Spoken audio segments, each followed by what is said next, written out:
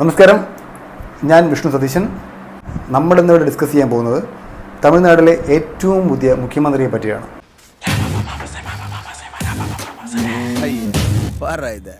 Human ரைட்ஸா ரிப்போர்ட்டரா ஜூவியா நான் தான் புள்ளியில் வச்சுன்னு பிச்சை எடுக்கிறேன். என்ன பார்த்துக்க, வாரம் மாமூலு பக்காவாக போய் நிற்குது.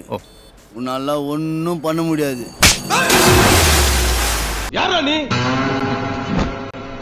என்னை பார்த்து தமிழ்நாட்டில் இந்த கேள்வியை கேட்குற மொதல் ஆள் நீ தாண்டா. உன்னை தனியாக கவனிச்சுக்கிறேன். തമിഴ് സിനിമയിലെ വെറും ഒരു ആക്ടർ മാത്രമായിരുന്നില്ല ജോസഫ് വിജയ് എന്ന ദളപതി. കഴിഞ്ഞ 3 പതിറ്റാണ്ടായി തമിഴ് ജനതയുടെ ആവേശമായിരുന്ന അയാൾ സിനിമകളെക്കാൾ വലിയൊരു രാഷ്ട്രീയ എൻട്രി നടത്തിക്കൊണ്ട് കോട്ട സെന്റ് ജോർജിലേക്ക് വിജയ് നടന്നു കയറുമ്പോൾ അതൊരു പുതിയ ചരിത്രത്തിന്റെ തുടക്കമാണ്. നമ്മൾ ഇന്നിവിടെ ചർച്ച ചെയ്യാൻ പോകുന്നത് വിജയ് നടത്തിയ രാഷ്ട്രീയ യാത്രയെക്കുറിച്ചും അദ്ദേഹം തമിഴ്നാടിന് നൽകിയ വാഗ്ദാനങ്ങളെ പറ്റിയും വരാനിരിക്കുന്ന മാറ്റങ്ങളെ പറ്റിയുമാണ്. നേരെ വീഡിയോയിലേക്ക്. സിനിമാക്കാരനിൽ നിന്ന് ജനനായകനിലേക്ക്.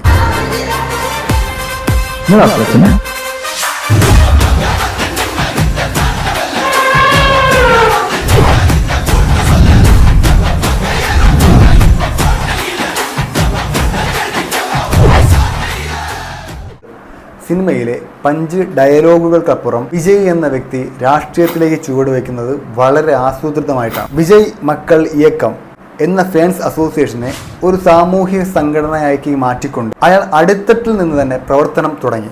പാവപ്പെട്ട കുട്ടികൾക്ക് ഉച്ചഭക്ഷണം നൽകിക്കൊണ്ടും പഠനോപകരണങ്ങൾ നൽകിയും രാഷ്ട്രീയത്തിലേക്കുള്ള അദ്ദേഹത്തിൻ്റെ വഴി കൃത്യമായി വെട്ടിത്തെളിച്ചു.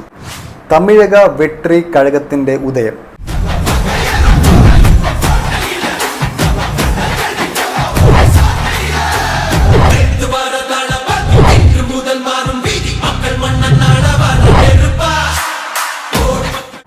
തമിഴക വെട്രി കഴകം എന്ന രാഷ്ട്രീയ പാർട്ടി പ്രഖ്യാപിച്ചപ്പോൾ പലരും കരുതിയത് ഇത് വെറും ഒരു സിനിമാ താരത്തിൻ്റെ ആഗ്രഹം മാത്രമാണ് എന്നതാണ്.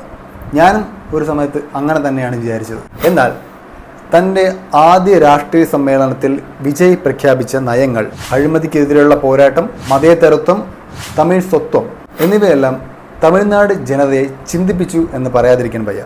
MGRനും ജയലളിതയ്ക്കും ശേഷം സിനിമയിൽ നിന്ന് രാഷ്ട്രീയത്തിലേക്ക് വന്ന് ഇത്രയും വലിയൊരു ജനപിന്തുണ നേടിയെടുക്കാൻ ദളപതിക്ക് സാധിച്ചു എന്ന് പറയാതെ വയ്യ. തെരഞ്ഞെടുപ്പ് പോരാട്ടവും വിജയവും.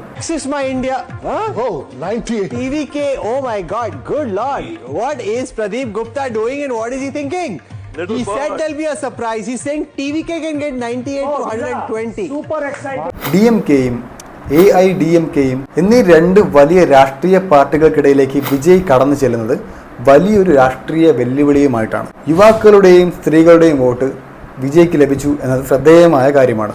നമ്മുടെ ഭാവി നമ്മുടെ കൈകളിൽ എന്ന മുദ്രാവാക്യം തമിഴ് ജനതയ്ക്കിടയിൽ ഒരു തരംഗം സൃഷ്ടിച്ചു. റിസൾട്ട് പുറത്തു വന്നപ്പോൾ അത് തമിഴ് രാഷ്ട്രീയത്തിന്റെ പുതിയൊരു സൂര്യോദയമായിരുന്നു. മുഖ്യമന്ത്രിയുടെ കസേരയിൽ ആദ്യ തീരുമാനങ്ങൾ.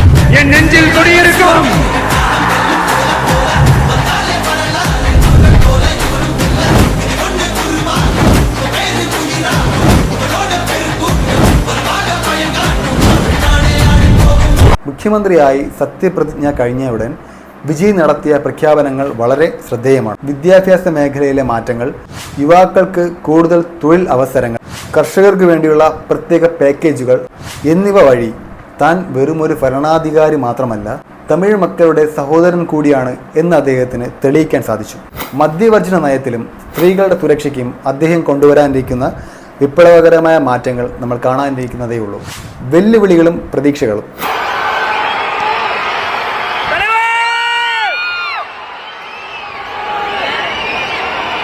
ഭരണമെന്നത് സിനിമ പോലെ എളുപ്പമുള്ളതല്ല എന്നാണ് പ്രതിപക്ഷത്തിന്റെ പ്രധാന വാദം. പല രീതിയിലുള്ള പ്രതികൂല വാദങ്ങളും സാമ്പത്തിക ഘടനകളും അദ്ദേഹത്തിന് എതിരായി തന്നെ ഉണ്ട്. വിജയ് എന്ന വ്യക്തിയെ സ്നേഹിക്കുന്നവർക്ക് വലിയ പ്രതീക്ഷകളാണുള്ളത്. തമിഴ്നാടിനെ 1ാം സംസ്ഥാനമാക്കി മാറ്റാൻ അദ്ദേഹത്തിന് കഴിയുമോ? നിങ്ങൾക്ക് എന്ത് തോന്നുന്നു?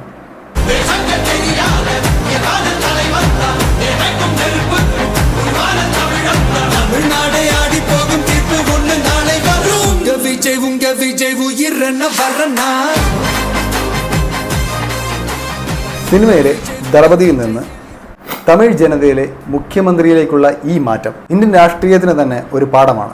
എന്തായാലും വിജയുടെ ഭരണം തമിഴ്നാട്ടിൽ നല്ലൊരു മാറ്റം കൊണ്ടുവരും എന്ന് തന്നെ നമുക്ക് പ്രത്യാശിക്കാം. ഈ വീഡിയോയെ പറ്റിയുള്ള നിങ്ങളുടെ അഭിപ്രായം ദയവായിട്ട് താഴെ കമൻറ്റ് ചെയ്യൂ. എൻ്റെ ചാനൽ സബ്സ്ക്രൈബ് ചെയ്യാൻ മറക്കരുത്. എത്രയും പെട്ടെന്ന് അടുത്തൊരു വീഡിയോയുമായി കാണുന്നവരെ this is Vishnu Satheesan signing off. By.